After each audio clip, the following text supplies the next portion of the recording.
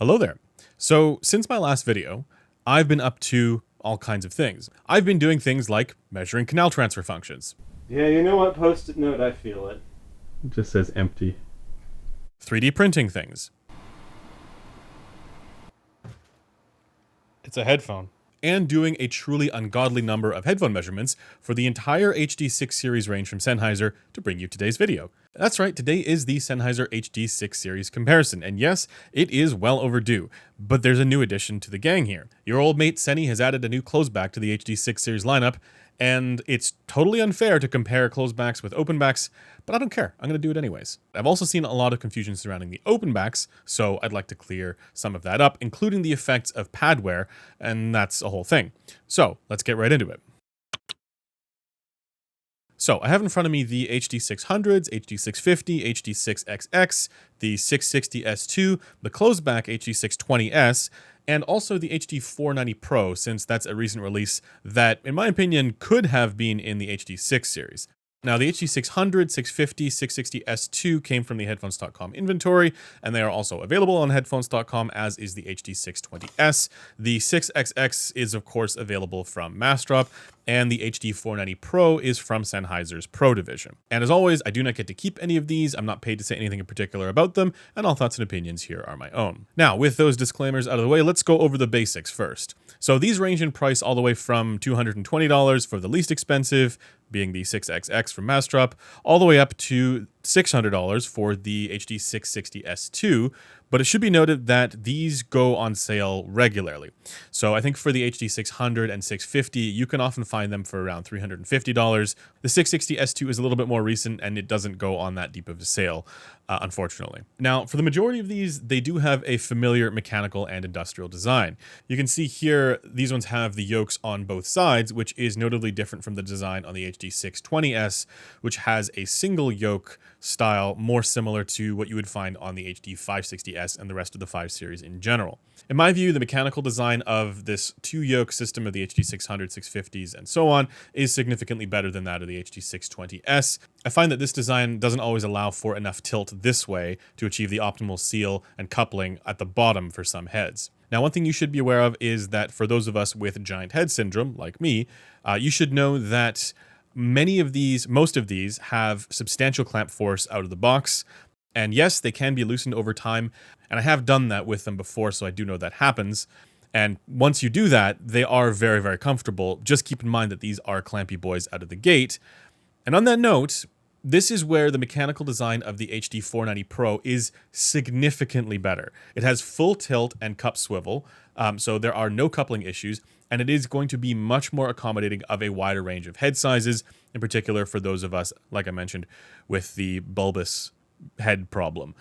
These are significantly more comfortable, but again, it should be noted that the HD6 series is very well known for being super comfortable once you have them kind of stretched out sufficiently, and that's in part because these are all very lightweight headphones. They're made of plastic, but it's also durable plastic that's renowned for holding up over time.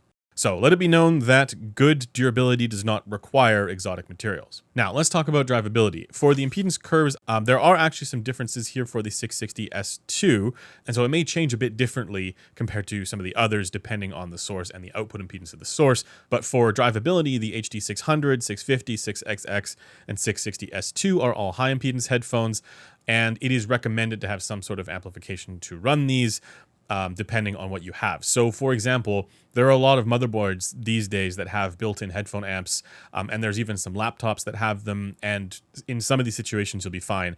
But in general, these ones are going to be a little bit harder to drive to sufficient levels than your average headphones. Note that the HD620S, the closeback, has a lower impedance at around 150 ohms, as does the original HD660S.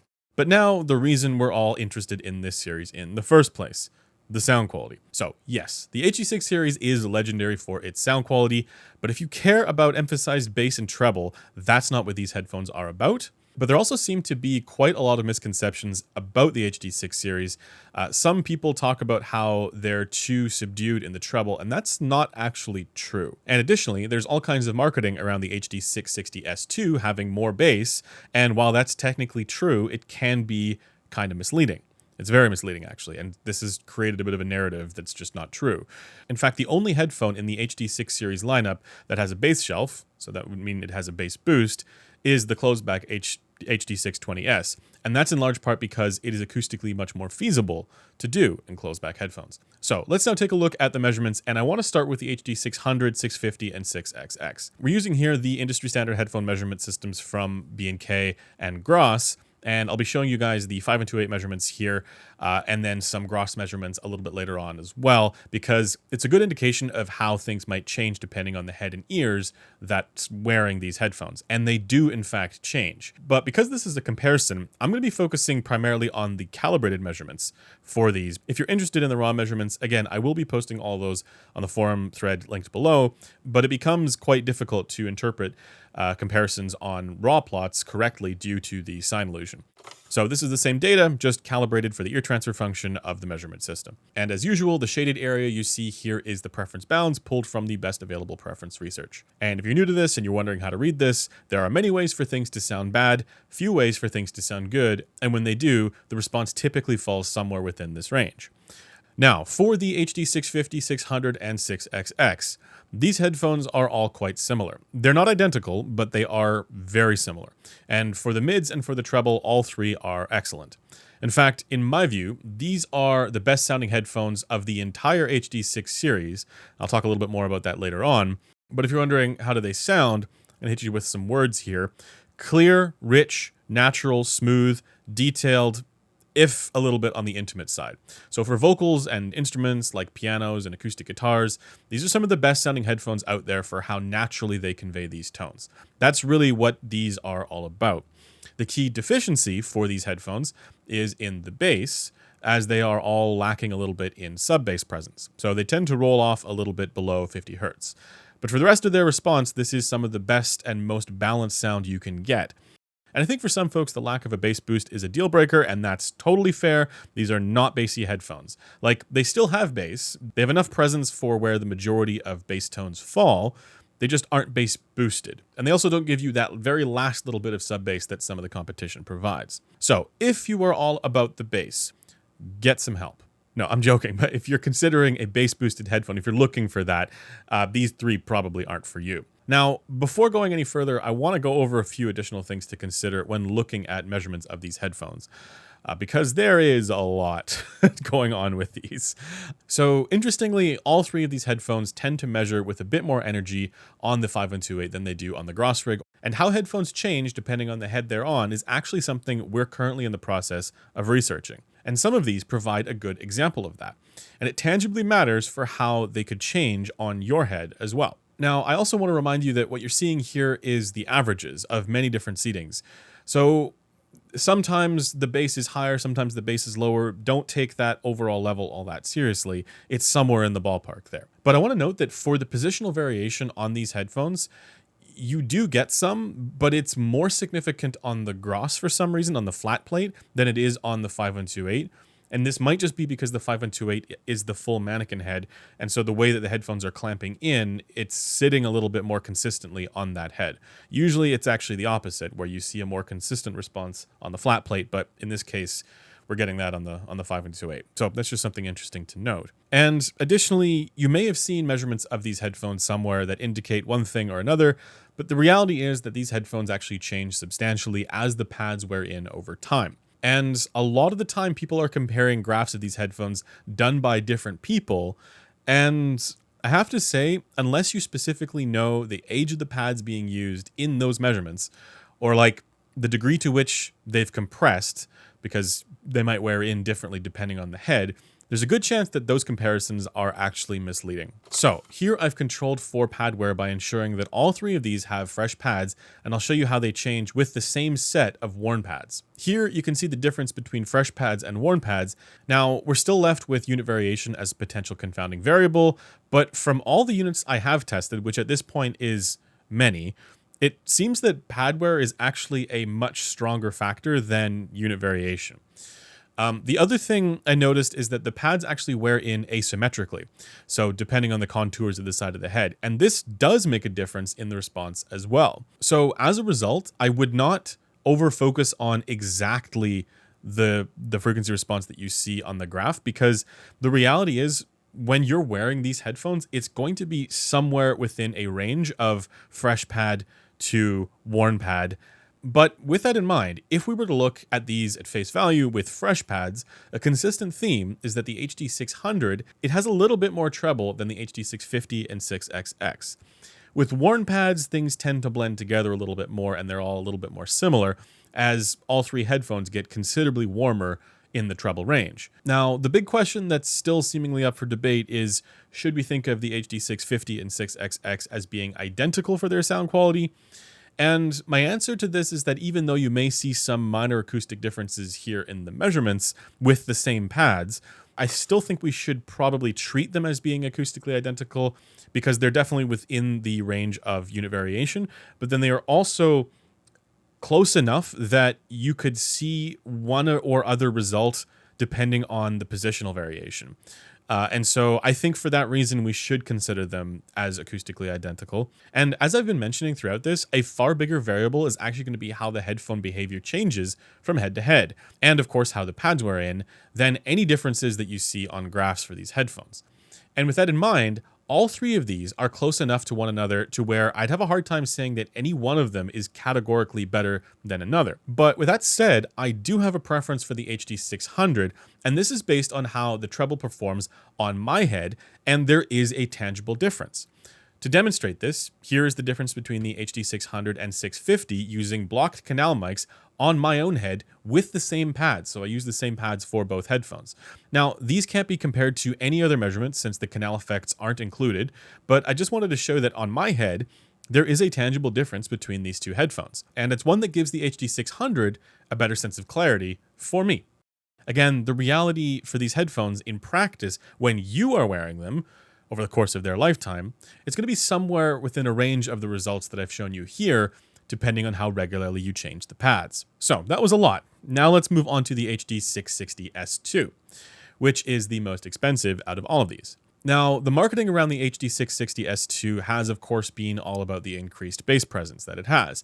And relative to the older HD660S1, it definitely does. It definitely has better bass compared to that headphone. But please, please do not make the mistake of thinking that the HD660S2 is a headphone that actually has a bass shelf or has a bass boost of some kind. You can see from the measurements, it still tapers off in the sub-bass. And in my view, while this kind of marketing around the HD660S2 might have been effective, it's not remotely in line with the reality of this headphone. Now, with that said, if you look up this headphone online, you will see people talking about the various intangible qualities to the bass, like how it's more incisive and more textured. That's not something that I personally get, but people do report that, so I will leave you to be the judge. In my view, the 660S2 should be thought of as strictly an upgrade to the HD660S, because it has a very similar sound signature to that one, just better. And importantly, not an upgrade to the HD650, 6XX, or HD600 headphones. Now, I know there are people out there who like this headphone and are probably disappointed in hearing me say that, but actually, even though I don't like this one as much, as I said in my review, I do think there's an audience for it, even if that audience is not me. So for those who felt any of the other three headphones were too shouty or too intense, this would be the one to consider. If you are unaware, this region here around 3 kHz is the strongest part of where the ear amplifies the sound along the path to the eardrum, and it's a major contributor to the perception of both clarity and timbre. Too much energy here and things can be fatiguing or shouty or glary. Too little energy here and things can sound muffled or muted or dull. And as a result of that relaxed presentation for the 660S2, it might be a bit more fitting for certain genres like rock and metal, or compensate for any recordings that might be a bit screechy.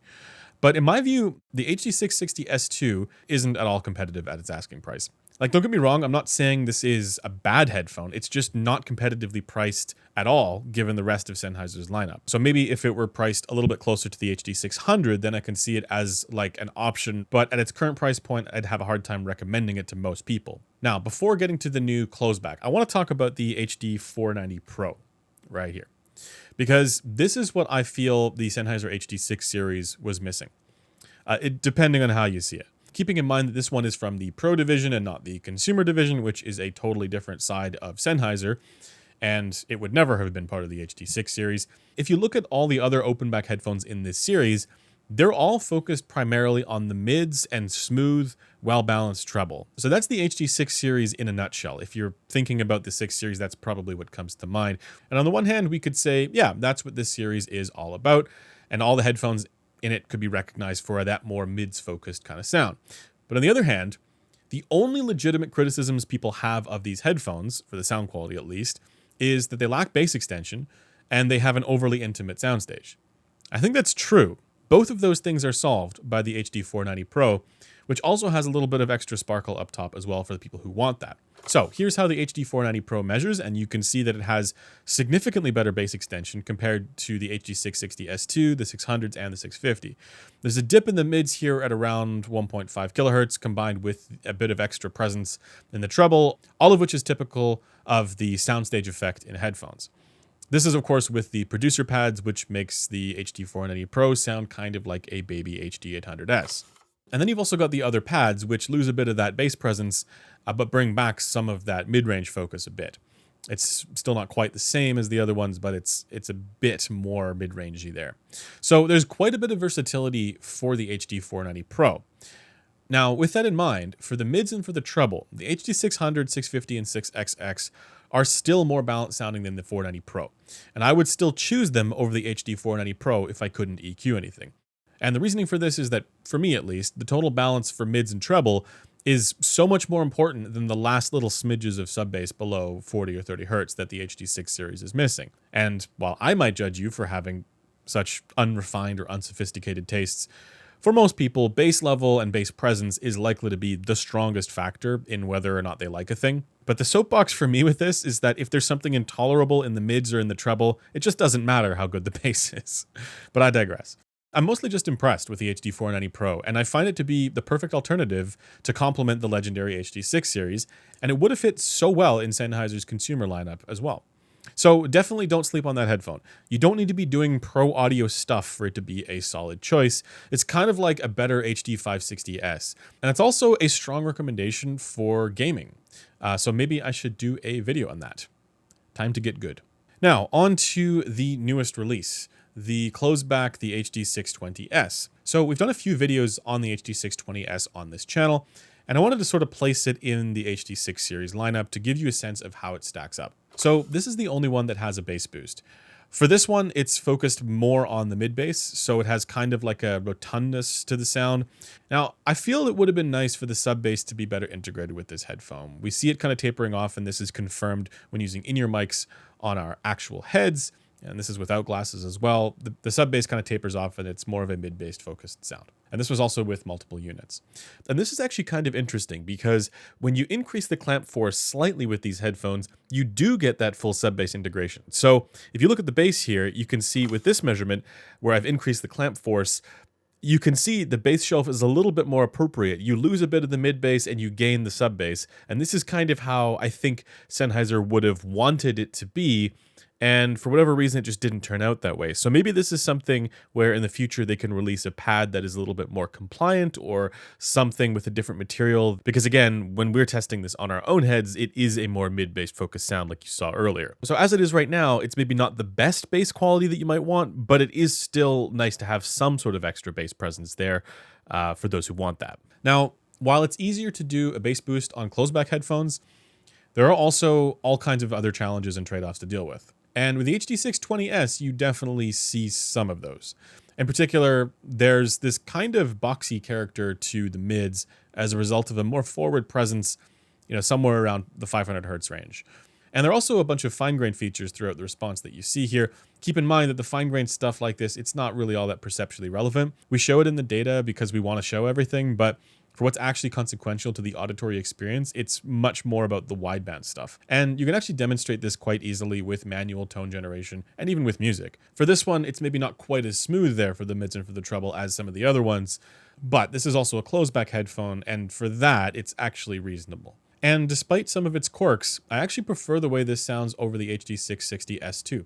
No cap, for real, for real. Okay, I can see that being a spicy take, but that's basically where the HD620S slots in for me for sound quality. It's slightly above the 660S2 because, again, for its wideband balance, It's totally reasonable. And it actually has more clarity than the 660S2. So if you wanted that super relaxed kind of sound, this would not be it. Again, 660S2 enjoyers probably should look elsewhere. Now, with that said, with the 620S, there are also some important downsides to consider. This thing gets very hot. The sun is a deadly laser indeed. Like, I would definitely struggle to use this in the summer months unless I have some decent AC going on, like I do right now, actually. And another downside is, like I mentioned earlier, the mechanical design is just not quite as good with this tilt that doesn't quite fully accommodate a wide range of heads. It's actually okay for me, but I think there are some heads where that's going to be a bit more of a challenge. Okay, now at this point, you'd think we'd be done with all the measurements and all the technical graph stuff, but oh my God, we have so much more. Like, if you hate my face at this point, or maybe you always did, I would totally understand. Okay, so I wanted to also show you how these measure on the Gros system, because that's effectively, as I mentioned, a different head. And one thing we're doing here is to try and give people a sense of the broader picture for how headphones perform. Because far too commonly we see people look at a graph and think, that's how it performs, case closed. But the only reason for that is that people often aren't able to measure on multiple rigs or multiple heads. And when you just see one measurement there, you only get the picture from one angle. And using a second or third measurement head effectively gives you increased perspectives of how the headphone might sound, because this is, after all, an exercise in predicting how it's going to sound to you. It's still good to have that one angle, but it's even better if you have more. So different head sizes, different ears, different ear canals, these can all have an impact on the headphone's performance. So I wanted to show you guys, at least for some of these headphones, how they perform on the Gros relative to Harman. But this is what I'm calling here high Res Harman. So for those who don't know, the Harman over-ear target is smooth to 1/2 octave. But we happen to have the full resolution calculated diffuse field head-related transfer function for the Gros system, particularly with this ear. Big shoutouts to Oratory 1990 for helping us get this. And since this is nearly identical to the Harman in-room baseline, we can apply the same preference filters to the high-res DFH-RTF to get a better sense of how this head and ears hears these headphones. Keep that wording in mind. And I know that all sounds complicated, but I wanted to note this because we're exploring this in part because of how much more accessible the Gros clone rigs are. They're a lot cheaper to get than the official ones, and these systems are much more widely used in the community.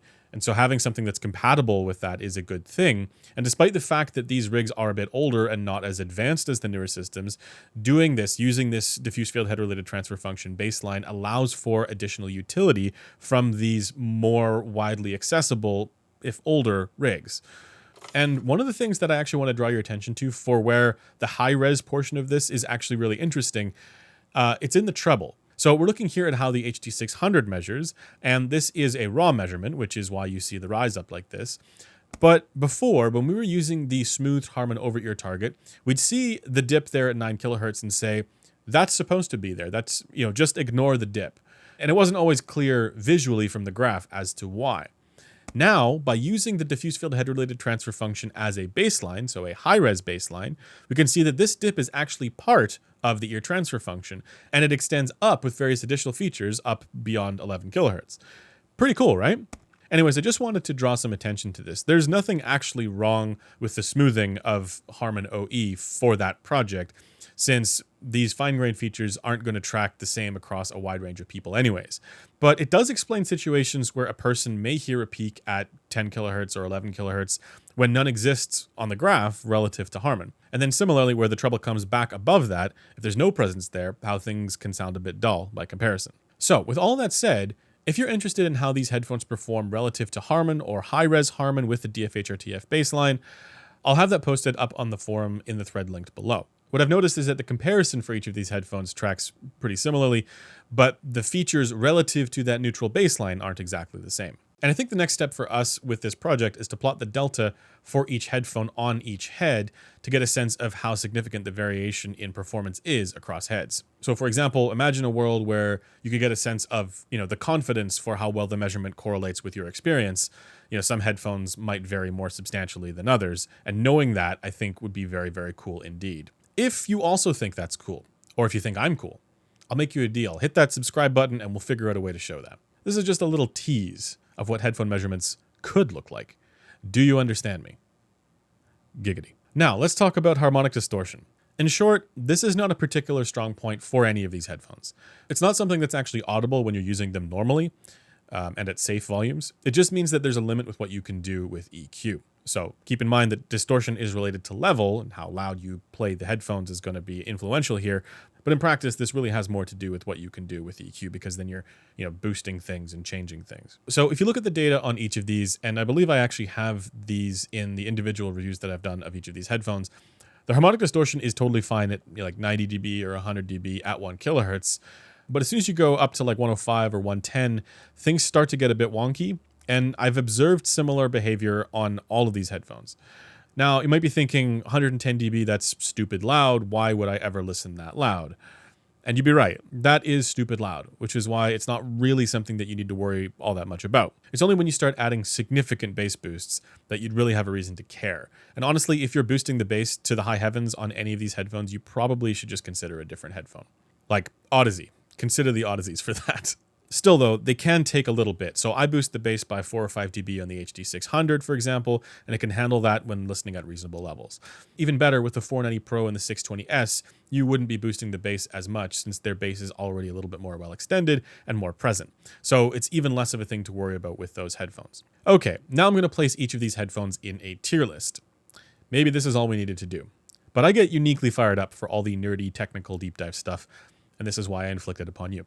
So here's a palette cleanser. Starting with the HD600, for me, this one is in A tier. If it had better bass extension, this would be in S tier. So to me, this is the best and most balanced sounding of the open backs for the mids and for the treble. And like I mentioned, if there are things I hear in the mids or the treble that I don't like, it doesn't matter how good the bass is. The HD650 and 6XX, I'm going to place those both in B tier. I'm going to have a little bit of a nod to the 6XX because it's cheaper. And depending on the person, these could easily be swapped with the HD600 in A tier. So depending on your preferences, if you want something a little bit warmer, then these ones would be better. But regardless, these are both solid options. And again, for value, it's really hard to beat the 6XX. Unless you want tons of bass, or maybe you want a planar or something, the 6XX demolishes everything around its price point for that sense of natural tone and timbre. And to hammer that point home, if you think about the pricing and how insanely similar these three headphones are, you're really just leaving margin of error for your preferences on the table when you're considering going from the 6XX to the 600. So consider that. Now, the HD660S2. It's in the I'm not mad, I'm just disappointed tier. Naturally, this is C tier. I remember reviewing the S1 ages ago when I was just a child. I didn't know any better. I know I said I liked the Sundara more at the time. It was clearly better, but maybe I also expected the S1 to be better than it was, and a more fair comparison would be with the HD600 or 650. I can actually still see a case for the Sundara over those, but that's a topic for another time. In any case, if the S1 is in D tier, the S2 has to be in C tier because it's simply better across the board than the S1. But the S2 doesn't compare favorably to the other three. And again, I can feel folks getting riled up in the comments already, but this is just my opinion after all. And the graphs. But hey, it's a subjective thing at the end of the day. Don't hate me. Now, here's where things get interesting. Where do we put the HD620S? It's definitely behind the 600, 650, and 6XX. I think that's without a doubt. With no EQ, I'd probably put it in C tier with the S2. So that's where it goes. Because I know most people aren't doing EQ. But also, if you look at the competition for closebacks, C tier is actually pretty decent. And I think that's fair. I think we should think of this as a decent closeback headphone, not as good as many openback headphones for similar money. And now, the HD490 Pro. It's quite good, especially for the things the HD6 series is lacking in, like I mentioned. And you get 2 sets of pads for 2 distinct tunings. And for the gamers out there, the 490 Pro might actually be the perfect headphone with the producer pads. With that said, it's not better for its tonality in the mids than in the treble compared to these other 3 headphones with either pad option, despite having much better bass extension. Because of that, I wouldn't necessarily recommend the 490 Pro over those other 3 headphones for the things that are the hardest to do, for the stuff that the vast majority of headphones struggle to do right. Those headphones still do a better job than the 490 Pro. But as a platform, given the truly incredible mechanical design, and for the way that I use headphones, it's actually the headphone out of all of these that I'd probably choose today. Because it's so goddamn comfortable. And it's really not that hard to EQ to get it to be a little bit more in line for the mids and for the treble with the best of these. I like it a lot. So if I could only use one of these, it would be a hard choice between the HD600 and the 490 Pro. So ultimately, I put the 490 Pro in B tier, but for the way that I use this headphone, it's in A tier.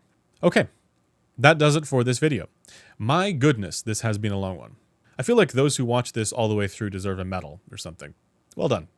So, for anyone looking to deep dive on some of the additional measurements that I've done for these headphones, definitely check that out, linked below on the forum. As always, if this is useful to you, something you can do for us is consider subscribing. And if you want to support us, be sure to check out headphones.com. It's how all of this stuff is possible in the first place. And that's it for me. I'll see you guys in the next video. Bye for now.